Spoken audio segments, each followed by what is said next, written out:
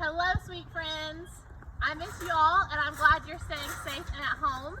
And although we aren't together how we normally do Palm Sunday, and since we are having to be a little creative for how we are worshiping together, I thought I would come celebrate Palm Sunday with some donkeys.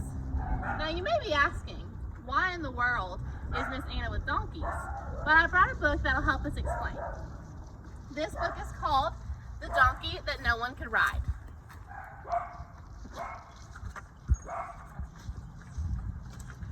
There was a donkey, young, weak, and small, so weak he could carry nothing at all. Even when children sat on his hide, he'd wobble and topple and fall on his side. No matter how much he tried or he cried, there was a donkey that no one could ride. I wonder if we could ride these donkeys. He couldn't haul stones and he couldn't dig ditches or carry rich men with their big bag of riches. He couldn't pull carts with huge bales of hay. Just lifting a feather would make his legs sway. No, this donkey was useless. No good at all. Too puny, too shaky. Oh, too small. Now, the donkey's owner was quite mean and tough. He said to the donkey, "I've had enough. Oh, you can't lift a person no matter how light. So take all your things and get out of my sight. Go away from here, donkey. Go away and just hide. What use is a donkey that no one could ride?" So the donkey was led to the far edge of town, pulled by his neck with his head hanging down. He was tied to a post on a small dusty road and left all alone while his tears overflowed. Oh, he was born to be weak and born to be shy and born to be frightened and born to cry. Just then, two men appeared alongside that post in the village where the donkey was tied. They came without warning on that fateful day. They came and untied him and took him away. The donkey was frightened. He said to the men, "Where are we going?" And then said again, "Where are we going? And what about me? Please leave me alone. Just let me be." "Keep quiet," the men said. "We mean you no harm. Just follow us quickly, no cause for alarm." They walked on for miles and miles until they got to a town at the foot of a hill. At the foot of a hill stood a man thin and tall, wearing a cloak and a beard on his chin. He had eyes that seemed sad and longish dark hair, and a soft voice and gentle that floated on air. He said to the donkey, "It's time that you know about the great thing that you're destined to do. You'll carry me to the city. We two into the city. I'll ride atop of you." "What? That you say?" cried the donkey with dread. "There's simply no way. You've been misled. I'm just a small weakling. You must go ahead and look to another to take you instead. You see, I'm just hopeless. Ever since I was born, I've been subject to insults and teasing and scorn. Oh, my back's somewhat crooked. My legs aren't strong. I'm just a big failure who does everything wrong. Won't you believe me?" the sad donkey cried. "Just leave me alone and cast me aside. I'm just a poor donkey that no one could ride."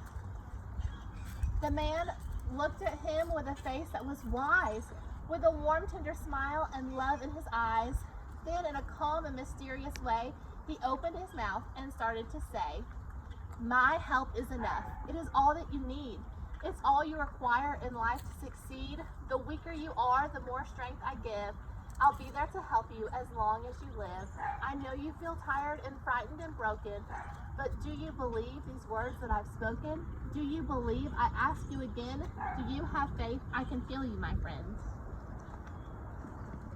For some reason, the donkey was sure that he knew the words that the man spoke were honest and true. They were said with such kindness and caring and love. It seemed that they came from heaven above.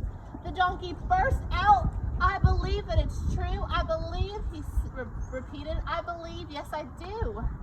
The man stretched his hand out and closed both his eyes. And then, to the little donkey's surprise, he felt a sensation that he couldn't control from the top of his head right down to his soul. All of a sudden, he realized that now his body was stretching and changing somehow.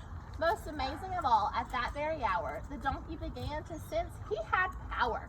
He doesn't feel small or weak any longer. Instead, he felt stronger and stronger and stronger. He could feel in his body the energy flowing. He could see with his eyes that his muscles were growing. His back felt like iron, his legs felt like steer, his chest felt so strong it just couldn't be real. It's a miracle, the donkey cried out. A miracle beyond any doubt. In order to show all the thanks that he felt, the donkey bowed his head down and knelt in front of the man who had made him so strong, with a beard on his chin and his hair that was so long. The man looked upon him with sorrowful eyes, then sat on his back and told him to rise. We're bound for that city that's west on the hill. I have a mission I need to fulfill. The donkey got up, his tears had all dried. With his new muscles, he started to stride. No longer a donkey that no one could ride. Now he had courage and power and pride. He started to stride, he started to run. He couldn't believe he was having such fun. He kept right on going with no need to stop. But as they drew near the gates of the town, the donkey could hear a strange sound. The curious noise made him pick up his ears. What could it be? It sounded like cheers. Soon crowds of people came into sight, shouting and waving their arms with delight. They were cheering the man and giving him praise, yelling Hosanna and crying hoorays. It was amazing to see the love they expressed. They called him a prophet and said he was blessed. In front of the donkey, they threw with their arms flowers and garments and branches and palms.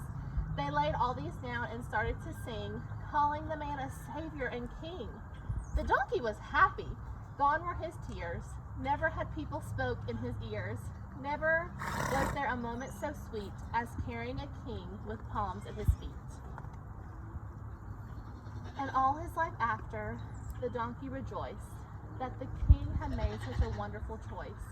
To help with the greatest mission of all, the king used a donkey, young, weak, and small. So every year at Easter time, renew your hopes again. Remember how a little faith can give you strength, and then gather all your friends around and tell the tale of when a tiny donkey carried God into Jerusalem. So sweet friends, we can't all gather together physically, but we can tell all of our friends about the goodness of Jesus. I love you all, and I'll talk to you soon.